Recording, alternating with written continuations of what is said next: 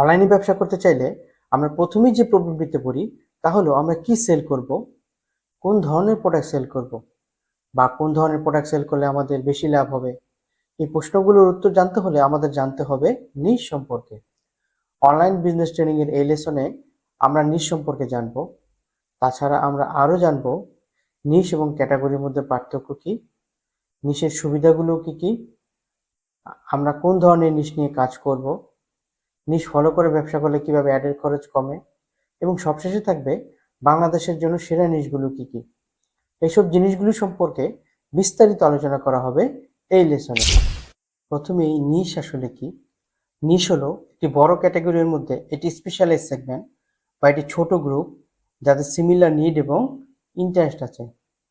তো নিশ এবং ক্যাটাগরির মধ্যে আমরা প্রায় কনফিউজড হয়ে যাই যে কোনটি নিশ এবং কোনটি আসলে ক্যাটাগরি। তো এখানে একটা ব্যাপার হলো নিশও এক প্রকার ক্যাটাগরি। তো তাহলে এখানে আবার আরেকটা কোশ্চেন আমাদের মনে আসতে পারে যে তাহলে এই দুইটার মধ্যে আসলে পার্থক্য কি। এই পার্থক্যটি বোঝার জন্য আমরা একটু দারাজে যাই, একটু প্র্যাকটিক্যাল দেখি, তাহলে আমাদের বুঝতে সুবিধা হবে। এখানে দারাজে যে বাম পাশে আমরা যে অপশনগুলি দেখতে পাচ্ছি, যে ওমেন্স অ্যান্ড গার্ল ফ্যাশন, তারপর health and beauty, watch and bags, এগুলি হচ্ছে এক একটি ক্যাটাগরি। এবং প্রথম যে ক্যাটাগরিটি আছে আমরা এটিতে যদি ধরি তাহলে আমরা দেখতে পাচ্ছি ট্র্যাডিশনাল পোশাক, মুসলিম পোশাক বা আরও কিছু অপশন আমরা এখানে দেখতে পাচ্ছি। তো এই যে এগুলি হচ্ছে সাব ক্যাটাগরি। এবং এই সাব ক্যাটাগরির প্রথমটিতে যদি আমরা ধরি ট্র্যাডিশনাল পোশাক যেটি আছে, তাহলে আমরা দেখতে পাচ্ছি এখানে সালোয়ার কামিজ, শাড়ি, এখানে আরও কিছু সাব ক্যাটাগরি আমরা দেখতে পাচ্ছি যেটি ট্র্যাডিশনাল পোশাকের আন্ডারে। তো এই যে সাব ক্যাটাগরিগুলি আমরা দেখতে পাচ্ছি এখানে সালোয়ার কামিজ, শাড়ি, কুর্তি বা এখানে প্লাজো প্যান্ট যেগুলি আছে, তো এগুলি হচ্ছে এক একটি নিশ। পাশাপাশি এগুলি সাব ক্যাটাগরি আবার নিশও। তো এগুলি নিশ কেন হলো, এর কারণ হচ্ছে আপনি যদি শাড়ি সেল করেন তাহলে আপনি বাংলাদেশের যত ওমেন আছে তাদের থেকে যারা শাড়ি পরে শুধু তাদেরকে কভার করছেন বা সেই অডিয়েন্সটাকে নিয়ে আপনি কাজ করছেন। তো সেই জন্য এই শাড়ি হচ্ছে, এখানে শাড়ি হচ্ছে নিশ। আর একটা এক্সাম্পল দিই তাহলে বুঝতে আরো সুবিধা হবে। এখানে যে মুসলিম পোশাক আছে, মুসলিম পোশাকের মধ্যে আবায়া, বোরখা, হিজাব, তারপর ব্রোচ, এগুলি প্রত্যেকটি হচ্ছে কি, প্রত্যেকটি হচ্ছে একটি নিশ। একইভাবে ওয়েস্টার্ন পোশাকে আমরা এখানে ড্রেস, টি শার্ট, টপস, এগুলিও প্রত্যেকটি এক একটি নিশ। তাহলে এখানে যারা স্কার্ট পরে তারা তারা হিজাব নাও পরতে পারে, আবার যারা হিজাব পরে তারা স্কার্ট পরবে না। তো সেই ক্ষেত্রে এখানে দুটি ভিন্ন অডিয়েন্স এখানে আছে যাদের নিড এবং সিমিলার ইন্টারেস্ট সিমিলার না, আলাদা আলাদা নিড তাদের এবং ইন্টারেস্টও আলাদা। তো এই জন্য এখানে ওমেন্স অ্যান্ড গার্লস ফ্যাশন যেটি আছে, যে অপশনটি বা যেটি এটি আসলে নিশ হবে না, এটি হবে ক্যাটাগরি। আর নিশ হবে কোনগুলো, নিশ হবে এখানে ট্র্যাডিশনাল পোশাকের উপর ধরার পর আমরা যে অপশনগুলো দেখতে পাচ্ছি, বা অন্যান্য ক্ষেত্রে একইভাবে যে মাদার্স অ্যান্ড বেবিতে যদি আমরা যাই, এখানে যদি ডাইপার অ্যান্ড পটিতে যাই তাহলে এখানে ডিসপোজেবল ডাইপার, এটি হচ্ছে নিশ। এগুলি হচ্ছে সব নিশ। এক সহজে বলতে গেলে যে এখানে সাব ক্যাটাগরিতে ধরার পর ছবি সহ যে ক্যাটাগরিগুলি আমরা দেখতে পাই, এই ক্যাটাগরিগুলি প্রত্যেকটি হচ্ছে এক একটি নিশ। তো আশা করি নিশ সম্পর্কে আপনার কনসেপ্ট এখন ক্লিয়ার হয়ে গিয়েছে। তাহলে আমাদের নিশ কেন লাগতেছে বা আমরা তো নিশ নিশ কেন করতেছি, নিশের সুবিধাগুলো আসলে কি কি। তো নিশের প্রথম সুবিধা হচ্ছে একটা লয়াল কাস্টমার বেস তৈরি হয়। এটা কিরকম, আপনি যদি নিশ নিয়ে কাজ করেন তাহলে আপনি সিমিলার প্রোডাক্ট নিয়ে কাজ করবেন।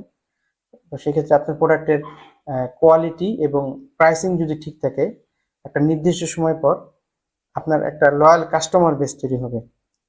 আপনি যদি আপনার পেজ থেকে এক এক সময় এক এক রকম জিনিস বেচেন, ধরেন কখনো টি শার্ট বেচেন, কখনো আম বেচেন, আবার কখনো স্কার্ট বেচেন, তাহলে আপনার কাস্টমার যারা আছেন তারা কনফিউজড হয়ে যাবেন আপনি আসলে কি বেচেন। তাহলে এখানে আপনার ব্র্যান্ডিংও হবে না এবং লয়াল কাস্টমার বেসও তৈরি হবে না যদি আপনি নিশ ফলো না করেন। এবং দুই নম্বর সুবিধা হচ্ছে যে আপনার কম্পিটিশন কমে যাবে। কম্পিটিশনটা কিভাবে কমবে, আপনি যেহেতু একটি ফুল কাস্টমার বেস থেকে একটি ছোট একটা সেগমেন্ট নিয়ে কাজ করবেন, আপনার কম্পিটিশন অটোমেটিক্যালি কমে যাবে। ধরেন আপনি শাড়ি সেল করেন, তাহলে যারা শাড়ি সেল করতেছে শুধু তাদের সাথে আপনার কম্পিটিশন হবে। অথবা আপনি স্কার্ট সেল করেন, তাহলে যারা স্কার্ট সেল করে শুধু তাদের সাথে আপনার কম্পিটিশন হবে। এভাবে নিশ ফলো করে ব্যবসা করলে আপনার কম্পিটিশন কমে যাবে। এবং নিশের 3 নম্বর যে সুবিধা, 3 নম্বর সুবিধাটা হচ্ছে এটা মার্কেটিং কস্ট কমিয়ে দেয়। এটা কিরকম আমরা জানি যে কাস্টম অডিয়েন্স ইউজ করে রিটার্গেটিং এর রান করতে পারি, এবং আমরা আরো জানি যে কাস্টম অডিয়েন্স মাধ্যমে রিটার্গেটিং এর রান করলে অ্যাডের খরচ কমে যায় এবং সেল অনেক বেশি আসে। তো আমরা যদি নিশ ইউজ করি তাহলে এই কাস্টম অডিয়েন্স ক্রিয়েট করা এবং রিটার্গেটিং এর একই অডিয়েন্সের কাছে বারবার অ্যাড রান করার যে সুবিধাটা সেটা আমরা পাবো, যেটা আমরা নিশ ইউজ না করলে পাবো না। এটার একটা বিস্তারিত একটা উদাহরণ আমরা একটু পরে একটা এক্সাম্পল দিব। ওই এক্সাম্পলটা দেখলে আপনারা ক্লিয়ার হয়ে যাবেন যে নিশ ইউজ করে ব্যবসা করলে কিভাবে মার্কেটিং কস্ট কমে যায়। আমরা নিশ সম্পর্কে জানলাম, নিশের সুবিধা সম্পর্কে জানলাম, কিন্তু এখন প্রশ্ন হলো যে আমি কোন ধরনের বা আমরা কোন ধরনের নিশ নিয়ে কাজ করব বা কোন ধরনের নিশ নিয়ে কাজ করলে আমাদের বেশি লাভ হবে। তো এটার জন্য আমরা মোটা দাগে 4টা ক্রাইটেরিয়া ফলো করতে পারি। আমরা নিশ সিলেক্ট করার আগে এই 4টা বৈশিষ্ট্য আমরা মোটামুটি দেখব। প্রথমত হচ্ছে যে আমার ইন্টারেস্ট থাকতে হবে ওই নিশের প্রতি, তারপর এক্সপার্টিস থাকতে হবে, তারপর ওই নিশের যে প্রোডাক্টগুলি আছে ওই প্রোডাক্টগুলির একটা হিডেন ডিমান্ড থাকতে হবে, এবং ফাইনালি নিশের যে প্রোডাক্টগুলি ওগুলি সেলেবল হইতে হবে। এটা কিরকম, ধরেন আপনি কবিতা লেখেন, তো কবিতার উপর আপনার ইন্টারেস্ট আছে, আবার এক্সপার্টিসও আছে, কিন্তু কবিতা তো আপনি সেল করতে পারবেন না, এটা সেলেবল না, আবার কবিতার মার্কেটে ডিমান্ডও নাই, তাহলে কবিতা কিন্তু নিশ হিসেবে নেওয়া যাবে না। তো এরকম মোর মেন 4টা বৈশিষ্ট্যের উপর খেয়াল করে আমরা নিশ সিলেক্ট করব। আমরা আরেকটু ডিটেলে যাই যে নিশ সম্পর্কে ভালো আইডিয়ার জন্য আমি একটু আগে যে এক্সাম্পল দিয়েছিলাম আপনাদের, যে তারা যে বিভিন্ন রকম যে ক্যাটাগরিগুলি আছে এখানে, যে এখানে প্রথমে নিশ সিলেক্ট করার আগে আমাদের ধারণা লাগবে যে কত রকমের নিশ আছে, বা এগুলি আমাদের একটু ভিজিট করা দরকার, যে নিশগুলি যে কত রকমের কত টাইপের নিশ আছে এবং ওই নিশগুলোতে কি কি ধরনের প্রোডাক্ট আছে। যেমন ধরেন আমি এখানে গেলাম, এখানে যাওয়ার পর ট্র্যাডিশনাল পোশাকে এখানে অনেকগুলা নিশ আছে, তারপর এখানে অনেকগুলা নিশ আছে, এখানে আছে, এখানে আছে, তারপর জুতাতে আছে, ব্যাগে আছে, ব্যাগের মধ্যে যে ক্রসবডি কাঁধের ব্যাগ আছে, ব্যাকপ্যাক আছে, ওয়ালেট আছে, ঘড়ি আছে, তারপরে এখানে এভাবে প্রত্যেকটা ক্যাটাগরি আন্ডারে এভাবে অনেক নিশ আছে। এবার আপনি যেটা করবেন যে একটু সময় দিবেন, এখানে একটা সময় দিয়ে এই নিশগুলোতে ভিজিট করবেন, যেটা ভালো লাগবে বা যেটা আপনার ইন্টারেস্ট হয় এভাবে ক্লিক করবেন, ক্লিক করে ওই প্রোডাক্টগুলো দেখবেন, প্রোডাক্টগুলি দেখে এখান থেকে ধারণা নেবেন যে কোন নিশগুলোতে ভালো বেশি বেশি উইনিং প্রোডাক্ট পাওয়া যাবে বা ভালো প্রোডাক্ট পাওয়া যাবে বা প্রফিট মার্জিন ভালো থাকবে। তো এভাবে খুঁজতে থাকবেন, খুঁজে খুঁজে টপ 5 আপনার ভালো লাগে এরকম 5টা নিশ আপনি খুঁজে বের করবেন যেগুলোতে আপনি নিয়ে কাজ করতে চান। শুধু দারাজ থেকে যে নিশ বের করতে হবে এরকম না, ধারণা নেওয়ার জন্য আপনি এভাবে নিশগুলো দেখতে পারেন। আপনি আলিবাবা থেকেও দেখতে পারেন যে এখান থেকে, তারপর আপনি এখানে স্কাই বাই বিডি আছে, এখানে হোলসেলে এখান থেকেও দেখতে পারেন। তো এখানে আমি দারাজে বলেছিলাম যে নিশ হচ্ছে যে ছবিওয়ালা যেই ছবি সহকারে যে ক্যাটাগরিগুলো আছে, যেমন এই যে এখানে ছবি সহকারে যে ক্যাটাগরিগুলি আছে এগুলিকে আমি নিশ বলেছিলাম। তো এখান থেকে নিশ কোনগুলা, আপনারা তো এটা কোশ্চেন আসতে পারে। আপনি যদি নিশ বুঝে থাকেন আপনি এগুলি দেখলেই বুঝে যাবেন যে কোনটা আসলে নিশ। আর সহজ করে বোঝার জন্য যে এখানে সবার লাস্টে যে ক্যাটাগরিটি আছে বা সাব ক্যাটাগরিটি আছে ওইটি আসলে নিশ। এখানে লেডিস পার্স বা লেডিস ব্যাগ, ব্যাগ আইটেমের মধ্যে, তারপর এখানে জুয়েলারির মধ্যে অনেক কিছু আছে, এখানে যে আর রিংস। তো এইভাবে আহ, আপনার যে মেইন 4টা বৈশিষ্ট্য আছে এখানে, যে ইন্টারেস্ট, এক্সপার্টিস, হাই ডিমান্ড এবং সেলেবল, এর উপর বেস করে তারপরে আপনি একটু খোঁজাখুঁজি করে আপনার জন্য কোনটা ভালো হয় ওই জিনিসগুলোর উপর বেস করে আপনার জন্য টপ 5টা নিশ আপনি চুজ করবেন। নিশের সুবিধাতে বলেছিলাম যে নিশ ফলো করে ব্যবসা করলে অ্যাডের খরচ কমে। কিভাবে কমে, এটা একটা এক্সাম্পল দিয়ে আপনাদের এখন দেখাচ্ছি। ধরেন আপনি আম বিক্রি করেন, হ্যাঁ, তো আমের জন্য একটা অ্যাড রান করলেন। তো অ্যাড রান করার পর 5টা লোক একটা দেখলো। তারপরে এখান থেকে 5,000 লোক আপনার অ্যাডটিতে লাইক করলো, কমেন্ট অথবা শেয়ার করলো, এবং 100 জন ধরেন অ্যাড টু কার্ট করলো।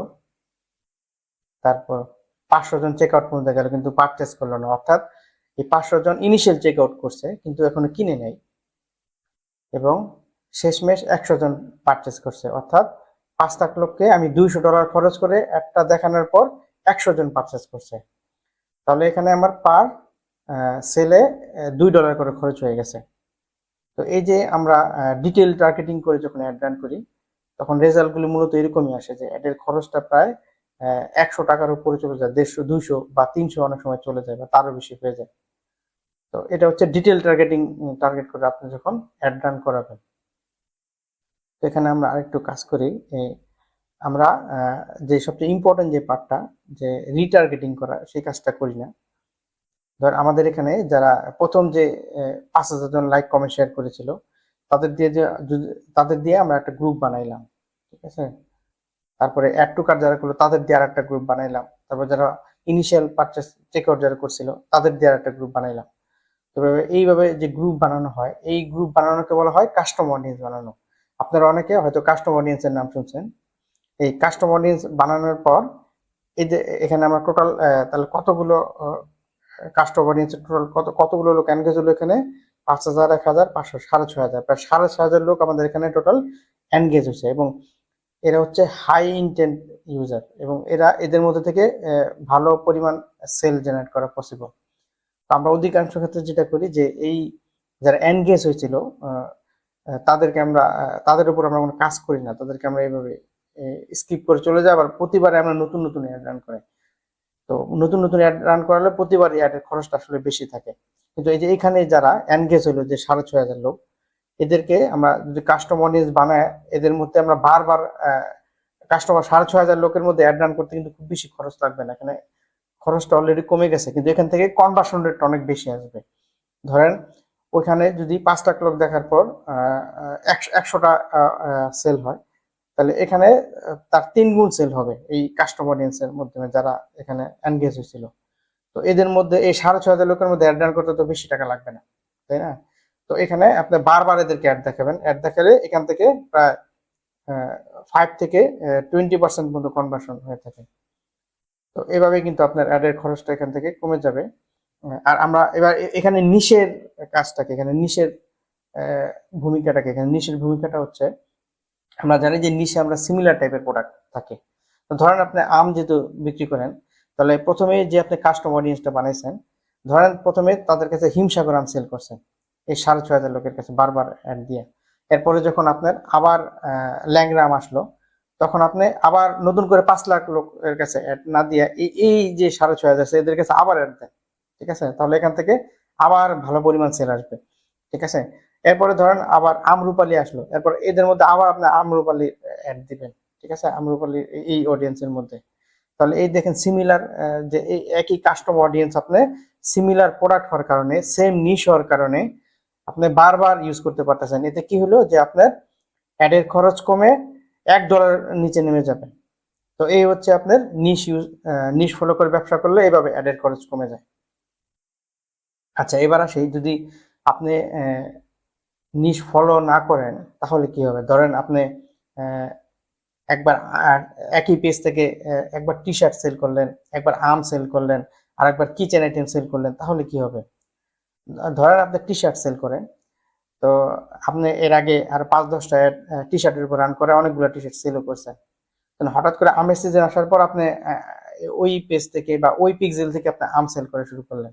তো শুরু করলে কি হবে, আপনি যখন একটা রান করাবেন, তো প্রথম ফেসবুকের যে অ্যালগোরিদম বা ফেসবুকের অ্যালগোরিদম, তারপর যে এআই আছে, তারা কিন্তু আপনাকে চিনে যে আপনি টি শার্ট সেল করেন। সো আপনার যে পিক্সেলে যে ডাটা ওইভাবে অপটিমাইজ করা আছে যে টি শার্ট যারা বেছে তাদের কাছে আগে যাবে। তো আপনি যখন অ্যাড রান করাবেন আম দিয়া, তখন ওই টি শার্ট যারা পারচেস করছিল ওই টাইপের যারা অডিয়েন্স আছে তাদের কাছে অ্যাডগুলো যাবে। তো যাওয়ার পর ওখান থেকে স্বাভাবিকভাবে ভালো সেল আসবে না, ঠিক আছে, সেলটা ড্রপ করবে। তো এইটা ফেসবুকের যে অ্যালগোরিদম বা এটা তার বুঝতে বুঝতে আপনার $100-200 শেষ হয়ে যাবে, তো আপনি মোটামুটি লসে পড়ে যাবেন। তো এই জন্য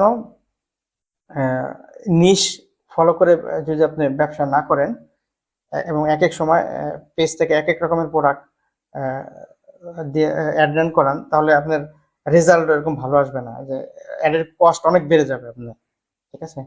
তবে তারপরও আরেকটা কোশ্চেন আছে শেষে, যে অনেকের আমাদের যদি দুইটি নিশের ব্যবসা থাকে, ধরেন আমাদের দুইটি বা আমার ধরেন টি শার্টের ব্যবসা আছে, আবার আমের ব্যবসা আছে, সেই ক্ষেত্রে আমরা কি করব? আমাদের তো দুইটা বা তার বেশি ব্যবসা থাকতেই পারে।